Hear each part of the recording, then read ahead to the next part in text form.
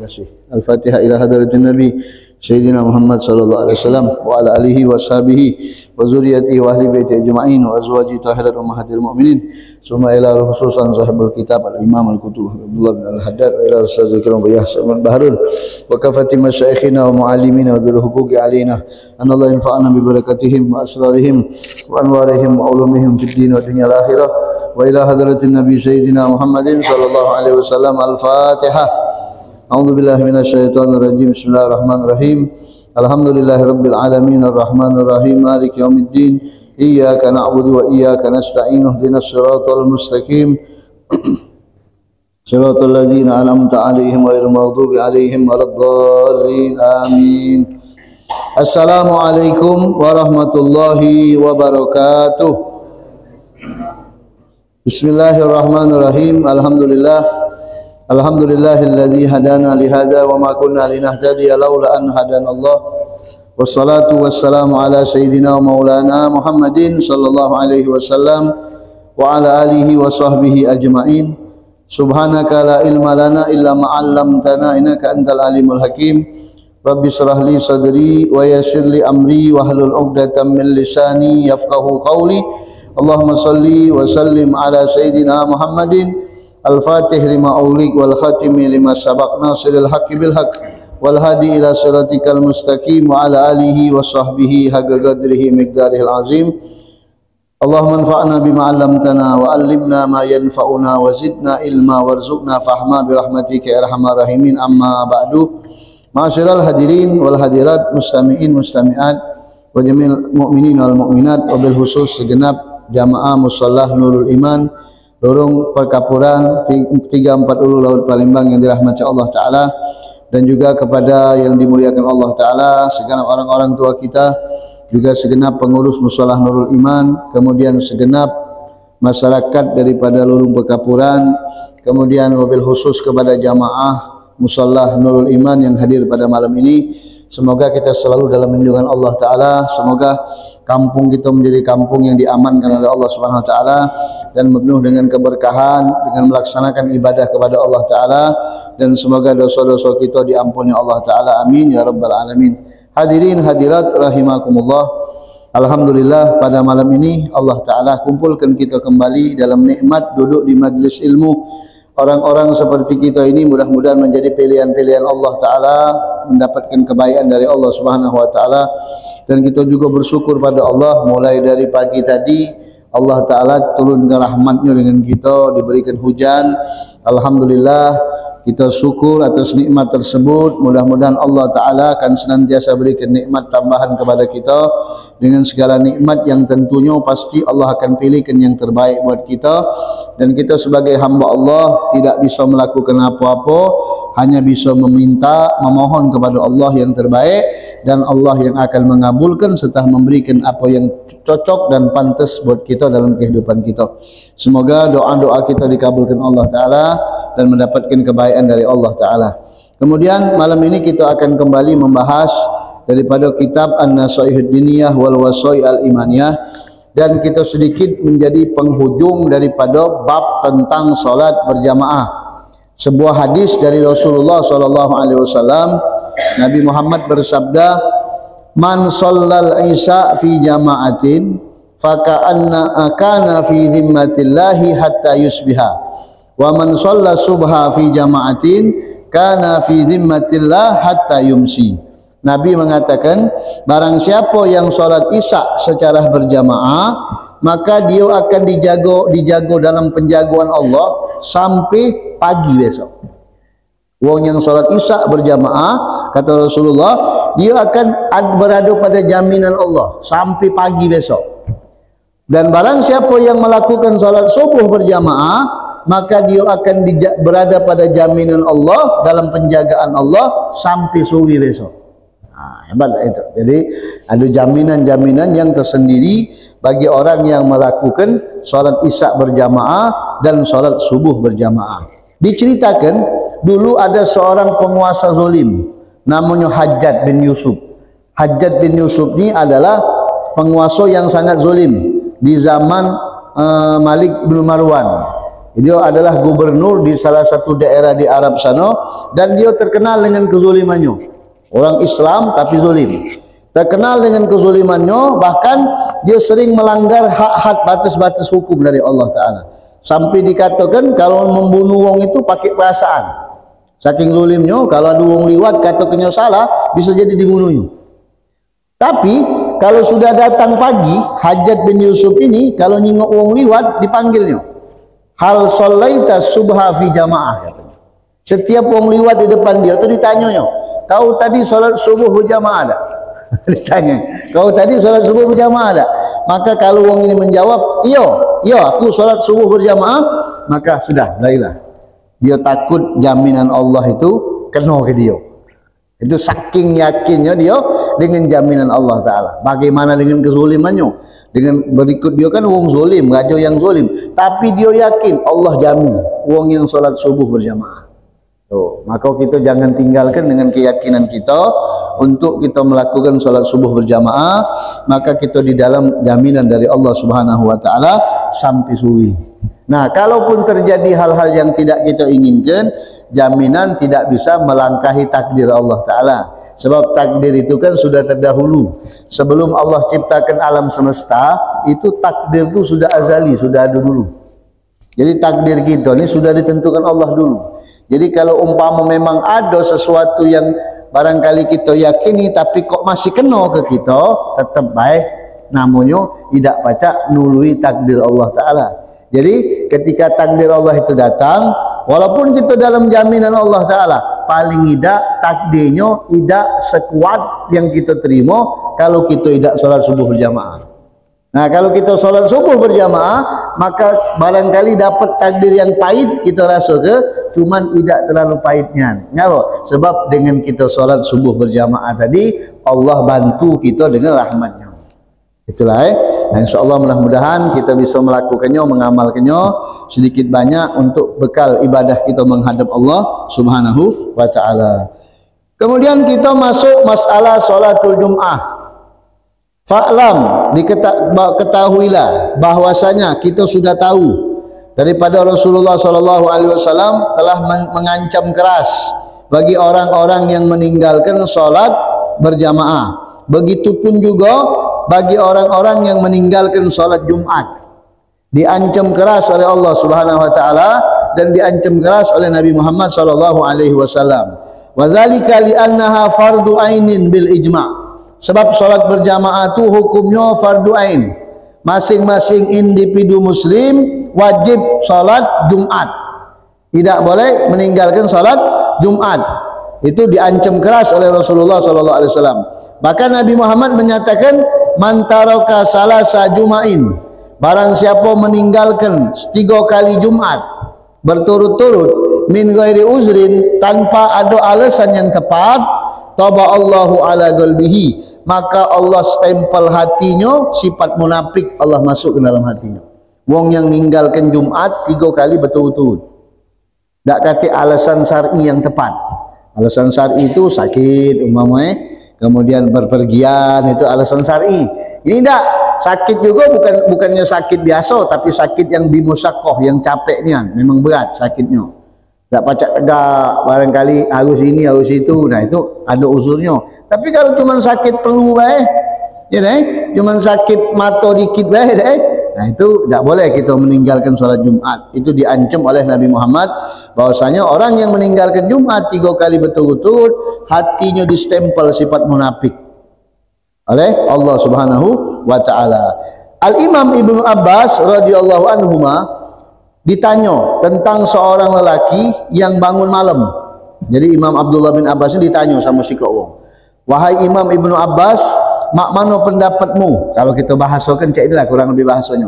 Ada wong tahajud rajin, puasa siangnya puasa, malamnya tahajud, siangnya puasa, malamnya ibadah, siangnya ibadah, tapi tidak pernah salat Jumat, tidak pernah sholat Jumat, ya deh, malam ibadah, siangnya puasa pula ibadah, tidak pernah hadir Jumat, tidak pernah sholat berjamaah. Ibadahnya hebat, tapi tak pernah Jumat, tak pernah berjamaah. Mana orang itu? Maka Abdullah bin Abbas mengatakan, huwa finnar, dia masuk neraka. Walaupun ibadahnya sehebat apapun juga, kalau dia tinggalkan Jumat dan solat berjamaah, dalam neraka, kata Abdullah bin Abbas. Ya kalau orang meninggalkan berjamaah tu ada sebab. Ngapa kita nak berjamaah tu? Sebabnya kan ditanya dulu, ngapa kau nak berjamaah? Kalau kita ngatuk orang salah, kalau orang tak benar, kita yang paling benar, sombong gitu. Aku nak bergaul sama orang kampung ini, apa? Wah, orang ini segala macam. Alangkah hebatnya kau.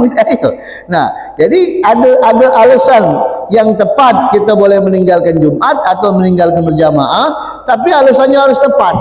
Bukan alasan-alasan yang tidak ada tepat. Oleh sebab itulah, walaisa yasa'u mu'minan, tidak boleh seorang mukmin dia meninggalkan solat Jumat tanpa sebab yang memang dibenarkan dalam syariat.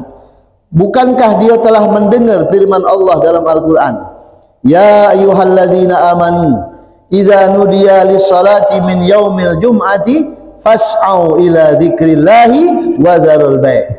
Wahai orang-orang yang beriman, apabila kalian dipanggil untuk melaksanakan solat pada hari Jumat, maka bersegeralah untuk menuju zikrillah. Zikrillah tu solat maksudnya, menuju solat Jumat. Wazarul bai', tinggalkan jual beli kalian, tinggal kegawian kalian.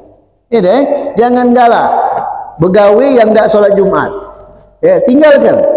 Kata Allah Ta'ala, zalikum khairul lakum in kuntum ta'lamun. Itulah kebaikan buat kalian kalau kalian nak tahu, kata Allah. Nah, kalau kita ni benar-benar faham, kita bergawe, kemudian kita tak diboleh bos kita solat Jumat, berarti kita sudah menantang syariat. Kita bergawe sama Chinese itu ngomong tak usah solat Jumat, minggu depan dua kelang solat Jumatnya seminggu sekali. Berarti kita sudah menentang firman Allah, sudah melawan firman Allah. Otomatis jangankan dapat keberkahan dalam rezeki kita. Allah merintahkan untuk solat Jumat, wazarul bai', tinggalkan jual beli. Makanya ana sampaikan di dalam hukum fikih, kalau azan Jumat itu yang pertama itu sama yang kedua, kalau sudah azan yang kedua itu tak boleh lagi jual beli, haram. Kalau azan pertama masih boleh, makruh hukumnya. Tapi kalau sudah azan kedua, ketika azan muazzin itu mengumandangkan azan di depan mimbar, maka sudah tidak boleh lagi adanya jual beli transaksi apapun. Sebagian ulama mengatakan betina juga tak boleh. Kenapa? Sebab betina tu sunnah hukumnya solat Jumat. Kalau lanang kan wajib, kalau betina sunnah, berarti dia dapat bagian juga. Kalau umpama betina tu nak solat Jumat tidak nimbulkan fitnah, boleh sah Jumatnya, tidak usah solat zuhur lagi. Cuman jarang tak nimbulkan fitnah, pasti nimbulkan fitnah kalau betina Jumat kan. Nah, itu ya, ada betina Jumat, tak mungkinlah pasti, mana betina Jumat ni, nah itu tidak boleh. Nah, makanya kalau sudah azan kedua, tidak usahlah kata kutik nyari duit lagi. Tutuplah dulu baru. Tutuplah dulu gawian, selesai kelar. Kalau pacak dari sebelum azan pertama lah kelar. Sebab kalau kita masih jualan setelah azan pertama, kita masih nyari duit setelah azan pertama, makruh hukumnya. Makruh tu mamhukul barokah. Usaha kita dihapuskan keberkahannya. Walaupun laku juga tak dapat berkah duit itu. Sebab makruh. Makruh itu kan sesuatu yang dibenci oleh Allah, maka disebut makruh. Cuman manusia ini paling demen ngelakukan yang makruh. Yang halal malah nandak, yang makruh malah lantak kenyuh. Nah itu seperti itu. Kemudian summa innaka taro aqwaman, kau akan melihat manusia-manusia mengaku Islam, mengaku iman, mendengar firman Allah, mendengar sabda Rasulullah, akan tetapi yatahallafuna anil jum'ah bighairi uzrin, mereka meninggalkan Jumat tanpa sebab, dasaran, padahal dia tahu ini firman Allah, ini hadis Rasulullah sallallahu alaihi wasallam. Atau barangkali mereka tidak melakukan Jumat gara-gara alasan yang rusak, yang tidak tepat, alasan yang tidak tepat, yang tidak menggugurkan pardunya. Ngapa kau tak Jumat? Badan nesu, capek. Ngapa kau tak Jumat? Pala anak ni agak pening dikit. Dikit lah pening. Kalau pening banyak, nah, itu tak boleh. Uzur fasid. Sudah tak Jumat, nyengkang pula tengah jalan, tak berbaju pula. Tegur wong liwat pula. Wong nak Jumaat tegur kan, ya Allah katik malu ni anu ni. Ngaku iman, ngaku Islam Jumaat tak katik malu. No, ngengkeng dengan jalan dengan ngokoknya. Dengan duduknya. Nak mana? Nak Jumaat. Ya jual dulu agak kenyusul je nitip deh. Pakai nitip deh pula. Ini banyak nih terjadi sekarang ni. Mestinya kalau memang seandainya tarok kelak idak Jumaat, janganlah nunjuk di depan wong. Singiran Huzaifah Al-Yamani radhiyallahu anhu taala, itu beliau itu pernah keluar dari rumah nak Jumaat. Begitu keluar wong lah balik. Wong lah balik kelambatan, ada gawi kelambatan, akhirnya malu dia. Singiran takut dijingok wong idak Jumaat. Di zaman sekarang ini sengaja ni ngengkeng-ngengkeng dijingok idak Jumaat. La haula wala quwata illa billah. Ini maaf, ini kita harus perhatikan sebab ini perkara yang rumit di akhir zaman ini. Wa qad aslafna annal uzrul murakhas fi tarkil jamaah. Kita sudah bahas bab sebelumnya bahwasanya alasan yang tepat yang diperbolehkan meninggalkan salat berjamaah itu kita lah tahu. Capek, sakit umpama mencet, nah itu, atau mungkin kepala kita ngubeng, atau mungkin hujan deras. Yang kalaupun kita pakai payung juga masih basah, itu alasannya tepat. Atau mungkin dengan alasan-alasan yang tidak pacak ditinggalkan. Ini kalau solat berjamaah. Mak mana solat Jumat? Solat Jumat ni aula wa aula, lebih utama daripada solat berjamaah. Sebab kalau solat berjamaah di solat berjamaah di 5 waktu hukumnya apa? Fardu kifayah kan? Kita solat berjamaah ni di 5 waktu hukumnya apa? Fardu kifayah. Kalau solat Jumat berjamaah hukumnya apa? Fardu ain. Solat Jumat itu hukumnya fardu ain berjamaahnya. Kalau orang solat Jumat dewek anda sah. Aku nak dewek anda solat Jumat. Ngapa? Dak lemak jengok wong. Mana baca? Solat Jumat itu wajib berjamaahnya. Kalau ada imam dak nyebut ke lapan imam solat Jumat, dak sah Jumatnya. Harus dia nyebutkan imaman. Kalau solat biasa, imam kan cuma sunnah nyebutkan imam. Usolli ba'dal maghribi imaman sunnah. Tapi kalau imam itu tak nyebut ke lapan imam dalam solat fardu biasa, dia tak mendapatkan fadilah berjamaah. Tapi tetap dapat makmum tu berjamaah dengan dia. Kalau Jumat tak boleh. Makanya aula wa aula tadi lebih utama dia. Jadi alasannya harus lebih kokoh lagi. Maka jangan pernah meninggalkan solat Jumat tanpa alasan yang tepat. Apabila itu terjadi, berarti orang tersebut adalah munafikun murtab, orang munafik yang ragu dengan Allah Ta'ala. Ini kata para ulama. God ahta'al haq, dia telah salah. Dia telah salah dalam menentukan kebenaran. Dan dia telah keluar dari hatinya anwarut ta'zim lillahil azim. Di dalam dirinya sudah keluar cahaya pengagungannya kepada Allah. Tak dianggapnya gampang be Jumat itu. Tidak katik rasa untuk mengagungkannya kepada Allah Subhanahu wa taala. Tidak katik kemuliaan bagi dia, tidak katik kebahagiaan bagi dia, tidak katik keberuntungan dunia akhirat bagi dia kecuali dia melaksanakan salat Jumat dengan benar. Ini kata ulama. Wal mulazimah, rutin. Rutin maksudnya cukup antum Jumat itu tidak boleh rajin-rajin Jumat, cukup seminggu sekali. Kalau nak tiap hari haram hukumnya Jumat. Tidak boleh Jumat hari Senin, tidak boleh Jumat hari Selasa, tidak boleh. Jumat itu cukup seminggu sekali be. Yaitu hari Jumat. Mulazamah hari Jumat cuman seminggu sekali. Makanya dalam hukum fikih kalau kita melakukan perjalanan sesudah sholat subuh di hari Jumat itu hukumnya haram. Melakukan musafir perjalanan setelah sholat subuh Jumat. Pagi Jumat itu hukumnya haram kecuali kalau kita yakin bakal kita nyampe di sikap tempat dan kita sholat Jumat di situ. Nah, jadi kalau ulama mengatakan musafir itu kan diperbolehkan meninggalkan Jumat. Nah, dengan catatan perjalanannya itu dilakukan sebelum subuh di pagi Jumat. Nah, kalau dia melakukan perjalanan itu setelah subuh di pagi Jumat, dia sengaja supaya ada sholat Jumat, maka haram hukumnya. Itu pendapat ulama fikih itu. Tapi kalau dia melakukan perjalanan ba'da subuh, cuman dia yakin, aku bakal nyampe di Tegineneng umpama. Tegineneng Lampung sana, aku nak keluar tol lagi, aku nak Jumat di sana. Nah, ada apa-apa. Tak apa-apa. Itu atau mungkin dia takut ketinggalan kawannya. Kalau umpama dia nak nunda berangkat, tapi kawannya nak ngajak berangkat, masih diperbolehkan. Cuman dengan catatan dia yakin aku Jumat dapat di sini, dapat di situ daerahnya. Seperti itu. Kalau dia umpama sengaja dia ninggalkan berangkat sebelum solat subuh, berangkat setelah solat subuh, maka haram hukumnya. Kalau memang sengaja dia ninggalkan. Orang yang menjaga solat Jumat, orang yang benar-benar menjaga solat Jumat, berarti hatinya ada Allah. Hatinya ingat dengan keagungan Allah. Namun orang yang meninggalkan solat Jumat, tidak ada keberuntungan, wala salamah, tidak ada keselamatan, walahu min azabillah, dia akan mendapatkan azab Allah, dia akan mendapatkan kemurkaan Allah, illa fil qiyami biha, kecuali benar-benar melaksanakan Jumat dan menjaga solat Jumat seminggu sekali itu. Fanzur kaifa yazhadu hadzal abdi su. Lihat orang yang seperti ini, orang yang menjauhkan dirinya dari Jumat, dia menjauhkan daripada kebahagiaan dirinya dewek. Dia tu diinginkan Allah wong bahagia, tapi dia dewek menjauhkan dirinya dari Jumat, nanda ibadah Jumat. Dia tak pernah peduli dengan dirinya dewek, tidak pernah peduli dengan kebinasaan dirinya dewek, sampai dia meninggalkan hak-hak Allah Ta'ala.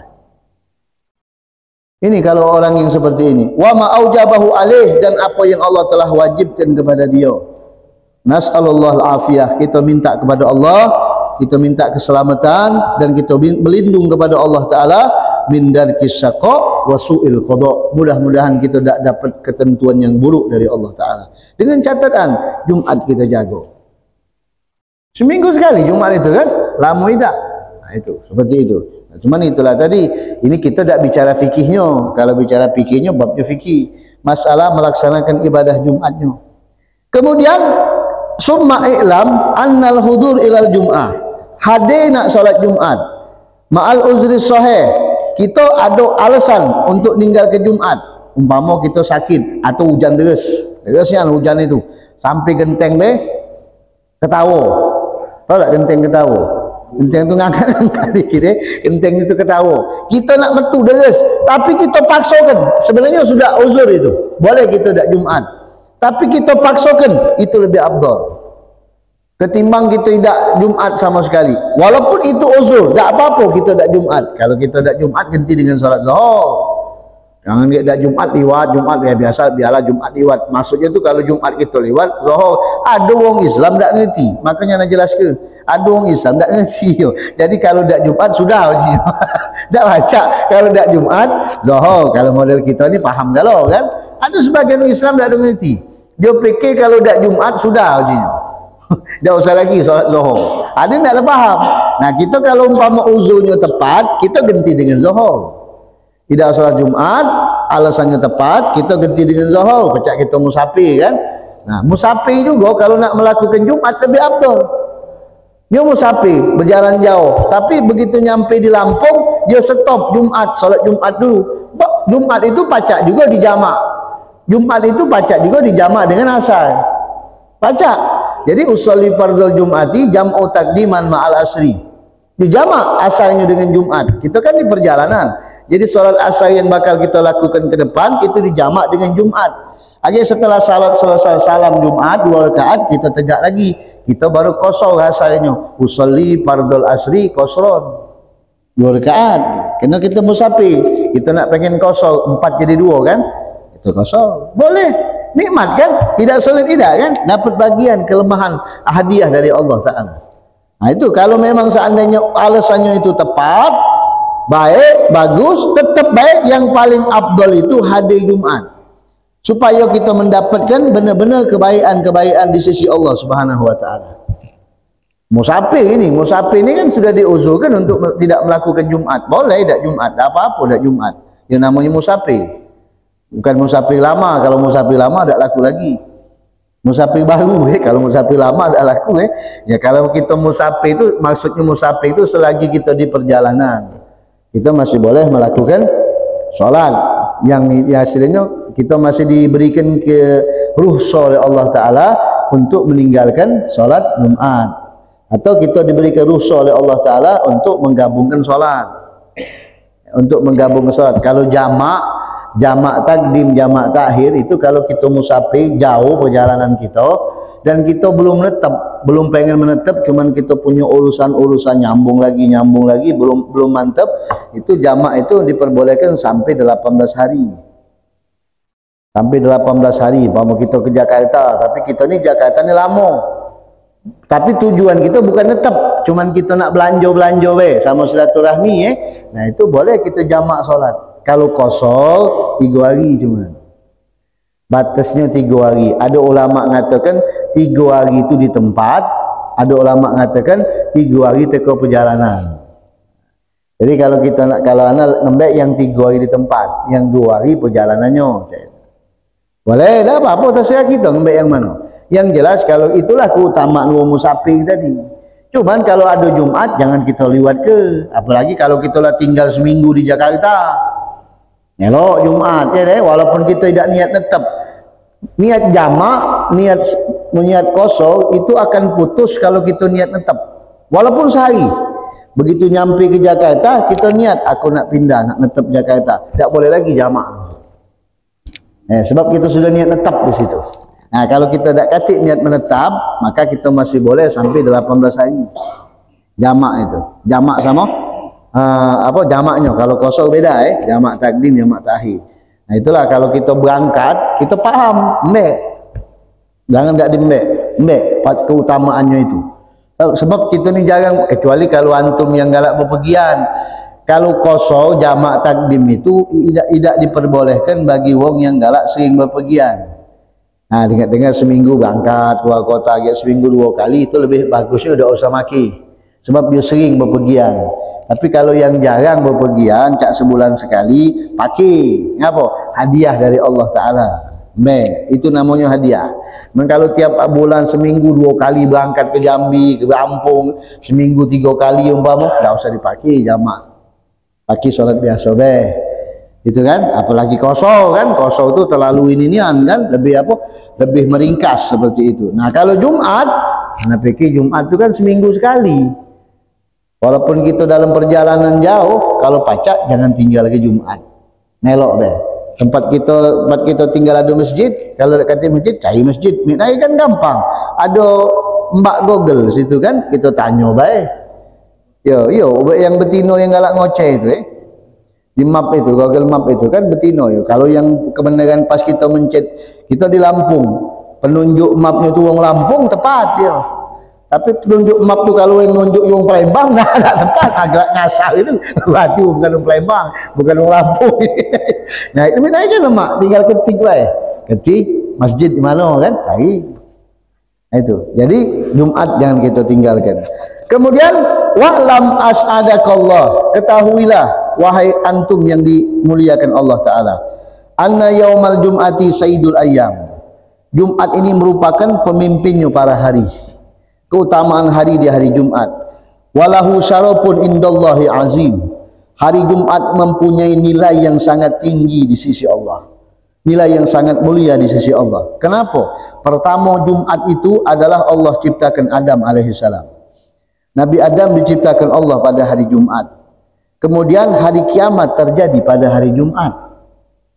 Hari kiamat terjadi pada hari Jumat. Nah, hitungan hari Jumat yang terjadi di hari kiamat itu wallahualam. Jumat menurut hitungan manusia, apa Jumat menurut hitungan Allah, tidak tahu. Ya, itu hari kiamat yang jelas. Yuqimus sa'ah itu hari kiamat. Hari kiamat itu terjadi pada hari Jumat. Dan hari Jumat pun juga Allah diizinkan hari Jumat nanti ketika penghuni surga untuk bertemu Allah di hari Jumat. Kalau orang masuk surga, kita masuk surga masuk surga bawa ketemu lagi kita di mudah-mudahan mana ingat kenana kalau anak katik cari anak begitu kita masuk surga, orang-orang ahli surga tu diizinkan Allah untuk menziarahi Allah pada hari Jumat. Itu kenikmatan yang paling abadi. Di dalam surga itu kan 1 hari diakhirkan 1000 tahun di dunia. Makanya orang-orang kaya sama orang miskin itu beda setengah hari masuk surga. Orang miskin duluan setengah harinya 500 tahun. setengah harinya 500 tahun. Jadi di dalam riwayat dikatakan orang miskin yang sabar, yang taat itu masuk surga setengah hari sebelum wong kayo. Wong kayo yang taat maksudnya, wong kayo yang ibadah. Nah setengah harinya itu 500 tahun. Setengah harinya. Jadi kita begitu dalam surga, kita nak kata hari lagi. Kalau dari mana Ustaz? Kok tahu hari Jumat? Berarti ada hari di surga. Di akhirat tak kata hari lagi. Maka disebut dengan yaumul akhir itu. Yaumul akhir itu hari yang tak kata akhir yang tak kata hari. Tak kata hari Senin, tak kata hari Minggu, tak kata lagi di surga. Jadi mana tahunya ada hari di surga? Kalau kita digiring malaikat untuk ziarah kepada Allah, berarti kalau di dunia itu hari Jumat. Nah, tandanya cak itu. Kalau kita digiring malaikat untuk makan bersama Allah, itu hari ayo. Kalau anak dalam satu riwayat, penghuni surga itu dalam setahun sekali digiring untuk makan bersama Allah Taala. Dijamu oleh Allah Taala. Dijamu, maksud Allah dijamu. Nah itu kalau di dunia Lebaran, hari ayo Idul Fitri. Kalau di sana tak katik kan setahun ke berapa, mana tahu lagi kita tahun di sana tak ngurusi hari, kita lemak terus sana. Kita ni kalau hidup lemak terus tak mungkin nak berfikir. Tak katik hari apa, tak katik lemak terus kan. Nah, jadi makanya tak katik hari di sana. Jumat nanti kita digiring setiap Jumat di surga tu. Malaikat menyebutkan hari Jumat dengan panggilan Yaumul Mazid. Hari Jumat bagi malaikat disebut dengan Yaumul Mazid. Hari banyaknya rahmat Allah Ta'ala. Hari Jumat Allah bukakan pintu-pintu rahmat, Allah tumpahkan keutamaannya, dan Allah bentangkan kebaikan di hari Jumat itu. Maka malaikat itu sangat senang kalau hari Jumat. Kalau di dalam riwayat dikatakan kalau pagi Jumat itu, kalau sudah terbit fajar subuh Jumat itu, seluruh binatang itu menangis ketakutan, takut kiamat. Nah kita ngengking-ngengking tak salat Jumat pula. Nah ini. Jadi Jumat itu merupakan hari yang istimewa. Dan pada hari Jumat ada saat, ada waktu yang sangat mulia, yang kalau kita bertepatan minta pada waktu itu, doa kita dikabulkan Allah. Ada waktu saat yang disembunyikan, saatnya mubahama, waktu itu disembunyikan Allah Ta'ala dalam satu hari.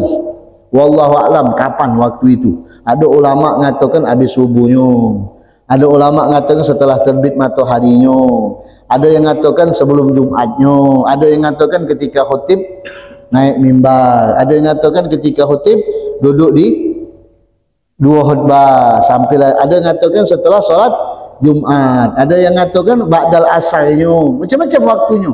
Para ulama itu mengatakan pokoknya dalam satu hari itu ada satu waktu yang kalau kita bertepatan berdoa dikabulkan Allah doa kita. Cuman waktu itu mubahama, disembunyikan, tidak kata yang tahu waktu itu. Lemah kalau tahu kan, kalau tahu dah usah tunjuk tahu, diam-diam namanya tu kalau tahu kan lemak kita, cak model kita tahu ibadah.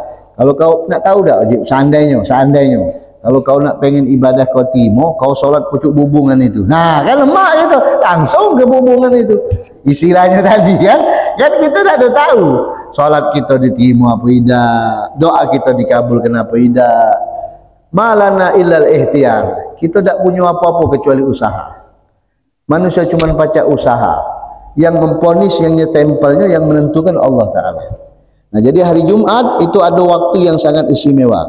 Maka pada hari inilah, di hari Jumat, perbanyaklah melakukan amal soleh, perbanyaklah melakukan tugas-tugas agama. Jangan kau jadikan bagian kesibukan di hari Jumat lebih dari hari yang lain. Kalau pacak di hari Jumat, kau sibuk di hari lain, hari Jumat kau kosongkan sehari untuk ibadah dengan Allah. Ini diajarkan ulama. Fa inna hadzal yaum lil akhirah khususan. Hari Jumat ini hari khusus untuk akhirat. Tidak udah sangkut paut dengan dunia. Lepaskanlah dulu dunia. Hari Jumat stoplah galau. Kalau baca, ini ulama ngajar ke baik. Kalau baca Jumat itu stoplah galau. Nyari duit Sabtu, Minggu, Senin, Selasa, Rabu, Kamis. Jumat stop. Kumpul ke keluarga, anak bini. Ngapo? Kita makan hidangan. Cari masjid tambahan dari Allah Ta'ala. Stop galau. Kecuali yang begawi, yang baca nyetel dewek. Kalau yang begawi tak baca cak di kantor tak ada pacak. Bagi yang apa, yang punya setelan dewek, punya setelan usaha dewek, khusus ke untuk akhirat, niat ke be, ya Allah begawi kapan-kapan ana sudah usaha mandiri, ya Allah ana pengen Jumat dak nyai duit, insyaallah Allah kabulkan doa itu. Ana pengen Jumat nak ibadah, ana pengen Jumat nak ngaji Quran, ana pengen Jumat nak ibadah deh sebab usus akhirat. Niat ke dalam hati. Dicatat oleh Allah Taala. Mudah-mudahan ya Allah bukakan pintu rezeki sehingga ana tak bergawi lagi melak wong. Kalau melak wong kan tak pacak cangking wong gitu. Ya deh. Nah, kalau kita niatkan seperti itu. Wa kafa bi sughil baqiyatil ayyam bi amrid dunya. Cukup bagian hari yang lain kau mencari duit. Wa kana yanbaghi lil mu'min, maka hendaklah bagi seorang yang beriman menjadikan seluruh hari-harinya, di malam-malamnya, di hari-harinya, setiap hari kita dianjurkan kan untuk beribadah sama Allah. Jangan hari Jumat deh, hari-hari lain juga kita dianjurkan untuk banyak beramal baik. Nah, wabil khusus hari Jumat lebih lagi ditekankan. Kalau pacak lepas kelagalau apa yang kesibukan kita di dunia ni, hari Jumat kita fokuskan ibadah sama Allah. Itu tak kita pengen dapat apa, padilah nyembelih onto. Siapa yang pertama kali datang ke masjid, maka dia akan mendapatkan pahala seperti menyembelih seekor onto. Kata ulama, kalau nak boleh pahala itu jangan balik dari habis subuh. Kalau kita balik dia dulu mabot. Mabotnya kan duluan masih ke. Jangan balik kata ulama. Sebab malaikat setelah salat subuh itu malaikat tu sudah buang bubar matahari terbit, itu malaikat standby di pintu-pintu masjid. Mencatat wong yang pertama kali masuk ke masjid. Siapa yang pertama kali masuk. Nah, kalau kita balik liwat itu. Maka kata ulama itu bakal kita dapatkan kalau kita tak ada balik. Sampailah Jumat. Kan agak sulit itu kan? Nah, malaikat akan nutup bukunya kalau khotib sudah datang. Khotib itu sudah datang. Nah, kalau khotib sudah masuk ke masjid, tutup buku nama tadi tidak dicatat lagi. Makanya khotib Jumat itu disunnahkan datangnya akhir itu. Datangnya akhir. Cuman kadang-kadang tak modelan di mata merah nak nyetel waktu sago. Terpaksa nak nyari warung model godo-godo dulu. Nak duduk situ dulu ya. Nah, cuman pacak lah. Kalau kita masih pacak, ada keluarga kita pacak mampir dulu ke rumah orang tua kan. Ya kalau model tempat-tempat yang jauh kan tak pacak gitu. Maka kita harus benar-benar bersemangat di hari Jumat itu untuk mendapatkan fadilah, keutamaan yang luar biasa dari Allah Ta'ala. Kemudian sunnahnya, sunnah hari Jumat membaca suratul Kahfi. Bukan hanya pada hari Jumat, tapi malam Jumat dan pada siang baginya Jumat. Jadi macam suratul Kahfi ini kalau di dalam riwayat dikajarkan ulama untuk memperbanyak. Macam suratul Kahfi itu bukan sekali. Malam dibaca, pagi bis subuh dibaca. Nak waktu nak sebelum solat Jumat tu baca. Kita ngawak surat-surat tak model buku-buku Majmu' Syarif ini kan ada yang ada suratul Kahfinya kantongi. Datanglah ke masjid, duduklah solat sunnah 2 rakaat, kemudian kita duduk niat iktikaf, lalu kita buka bacalah suratul Kahfi sambil nunggu khotib mulai Jumat. Itu suratul Kahfi itu disunnahkan dibaca diperbanyak. Sunnah hukumnya. Sudah tu apa lagi? Maca solawat dengan Rasulullah perbanyak. Bukan berarti hari Jumat be maca solawat sama Nabi dah. Aje uji ustaznya hari Jumat be hari lain dah. Berperbanyak lebih utama. Ada hari yang utama membaca solawat tu di hari Jumat. Kalau hari-hari biasa minimal kita maca solawat tu 300 sampai 400 kali sehari minimal. Paling sedikit itu. Ada sebagian ulama yang benar-benar cinta dengan Rasulullah.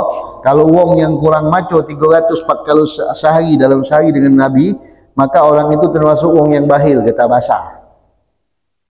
Tidak maco solawat sebanyak 300-400 sekali sehari untuk Rasulullah. Itu wong pelit, orang bahil, kata Nabi. Bahil itu orang pelit. Nah, orang bahil ini tidak bakal dikenal Nabi di akhirat. Itu yang ditakutkan, tidak bakal dikenal Rasulullah di akhirat. Perbanyak maca solawat. Wa aqallu zalika, kalau kita berangkat ke Jumat, kita disunnahkan dari Jumat tu bil bukur, pagi-pagi kalau pacak berangkat. Paling telat kita pergi sebelum zawal. Tahu tak zawal? Sebelum matahari tergelincir. Sebelum masuk waktu Jumat. Itu paling telat. Kalau pacak sebelumnya kita lah datang. Dan tidak termasuk sunnah mengakhirkan solat Jumat sampai hilang sebagian waktu. Akan tetapi yang namanya sunnah adalah engkau melakukan solat Jumat di awal waktu, di masuk waktu zuhur itu. Kalau dalam mazhab Imam Syafi'i kan solat Jumat itu masuknya waktu zuhur. Tapi kalau dalam mazhab Imam Hambali, solat Jumat itu masuknya di sebelum waktu zuhur. Itu sudah masuk Jumat ya. Imam Hambali.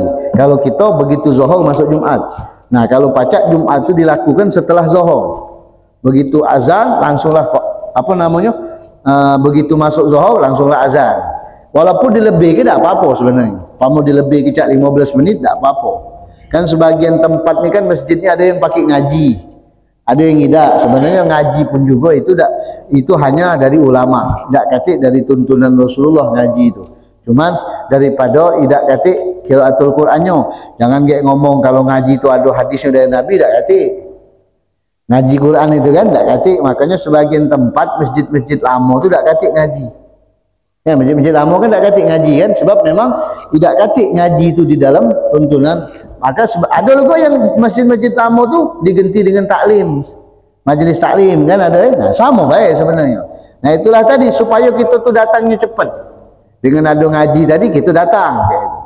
Azannya juga, azan pertama tu fungsinya jangan dianggap enteng. Justru azan pertama itulah yang sekarang ini berkesan. Kalau dak kati azan pertama, alang kelambatnya orang datang. Nah, kalau kita pakai azan kedua sunnah, azan pertama dak salah pakai. Mengkali kalau zaman sekarang ini banyaknya orang telat Jumat. Justru kena azan pertama itulah dikumandang ke, maka orang tu azan datang. Padahal azan pertama tu azan yang ditambah oleh Sayyidina Utsman bin Affan. Kalau azan yang asli di zaman Rasulullah itu azan yang kedua itu. Makanya di dalam kitab sirah ada seorang ulama ahli sejarah, dia mengomentari masalah azan Jumat. Para ulama tak demen kalau inti urusan sirah tidak usah ngomentari masalah fikih. Dia ngomentari sebenarnya kalau di zaman Rasulullah azan yang kedua itu adanya di depan mimbar. Dia ngomentari kalau tidak dilakukan di depan mimbar maka itulah bid'ah. Maka ulama ngomentari, inti tidak usah ngurusi fikih, inti kan ahli sejarah, urusan sejarah, tidak usah ngurusi fikih. Nah, jadi kita azan kedua itu yang sunnahnya, yang asli di zaman Rasulullah. Tapi kata ulama, azan pertama untuk sekarang yang lebih manfaat. Coba kalau kata azan pertama, mana orang nak ngaca-ngaca bikin azan pertama, dah azan, datang masjid.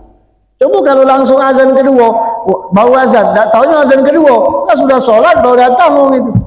Nah, itulah keistimewaan para sahabat-sahabat Rasul sallallahu alaihi wasallam. Kemudian usahakan kita mendengar khutbah dengan simak, dengan benar-benar mendengarkan nasihat supaya kita ngembek watta'is bima tasma'uh, kita masukkan apa yang kita dengar tadi dalam diri kita dan kita rasakan dalam diri kita yang disampaikan khatib tadi itu untuk anak. Makanya khatib Jumat itu kalau pacak jangan bercerita ngelantung.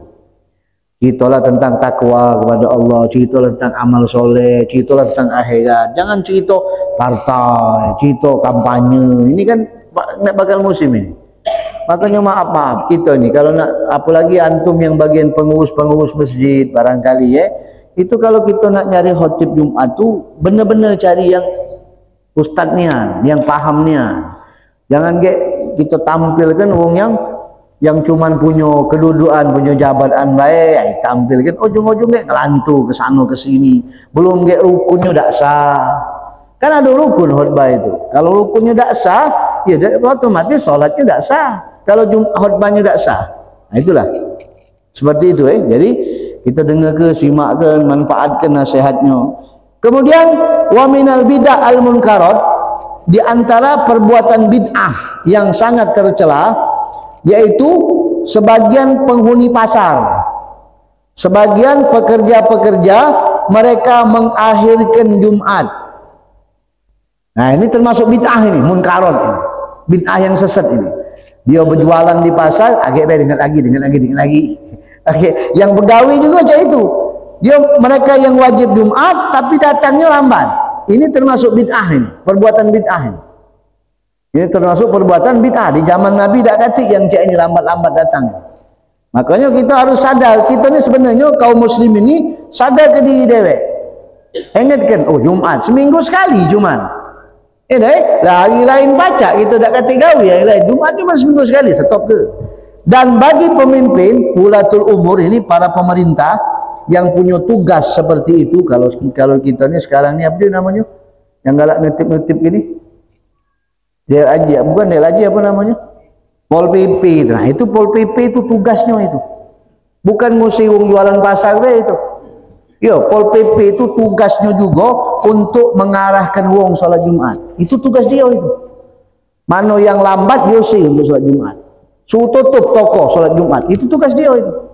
Ini disebutkan wajib bagi ulatul umur, orang yang punya tugas di situ untuk memperingatkan wong salat Jumat. Pakai mic, ayo berhenti, tutuplah kalau. Kalau tak kami kedai kalau, tutuplah kalau. Tutup. Jumat dulu, habis sebuah jualan. Bukan yang ngusir wong banyak jualan, bukan. Itu juga harus itu. Dan tak kata alasan bagi pemimpin-pemimpin yang memang ditugaskan untuk memimpin rakyat untuk membiarkan orang tidak sholat, berdosa besar mereka. Nah ini maaf, kita memang bukan negara Islam, tapi pekerjaannya kan Islam. Kita bukan negara Islam, pekerjaannya kan Islam. Ya kita paling tidak tugas kita sebagai orang yang punya koordinator itu kita sampaikan. Apakah Pol PP kan ada mic-nya, ayo sholat Jumat, itu kan bagian mereka sebenarnya seperti itu. Ada di beberapa tempat pecah di Banjarmasin, itu di daerah Martapura itu, yo kalau sudah nak Jumat keliling Pol PP itu. Diongkonya tutup galau toko-toko. Kadang kayak polisi gewangnya. Nah itu bagus itu. Jadi nyadarkan masyarakat itu untuk sadar dengan hari Jumat. Belum beretit belum? Belum beretit kan? Nah, jadi sadar dengan hari Jumat. Wala wama wallahumullah amra ibadihi, dan tidaklah Allah memberikan kekuasaan kepada mereka terhadap perkara manusia kecuali untuk ditegakkan syiarnya. Ah, itu seperti itu contohnya pas pula ya. Jadi jangan, alangkah baiknya kalau memang kita pacak, kita memang diletakkan pada tempat yang memang posisi kita sebagai orang yang bisa mengarahkan orang untuk ibadah Jumat, maka kita arahkan mereka untuk ibadah Jumat. Dan kesadaran ini pun berlaku terhadap kita untuk meninggalkan usaha gawian kita. Solatlah Jumat dulu, tak ada lama, solat Jumat pun sejam paling lama, itu pun tidak segar dicampur ngantuk. Sejam itu dicampur ngantuk. Jadi itulah tadi, jangan apa, jangan sampai kita tinggal solat Jumat. Semoga Allah Ta'ala rahmati kita semua. InsyaAllah minggu depan baru kita masuk tentang solat sunnah. Kurang lebih mohon maaf. Subhanakallahumma bihamdika asyhadu an la ilaha illa anta nastaghfiruka wa natubu ilaik. Wa sallallahu ala sayyidina Muhammadin wa ala alihi wa sahbihi salam. Walhamdulillahirabbil alamin. Al-afu minkum. Assalamualaikum warahmatullahi wabarakatuh.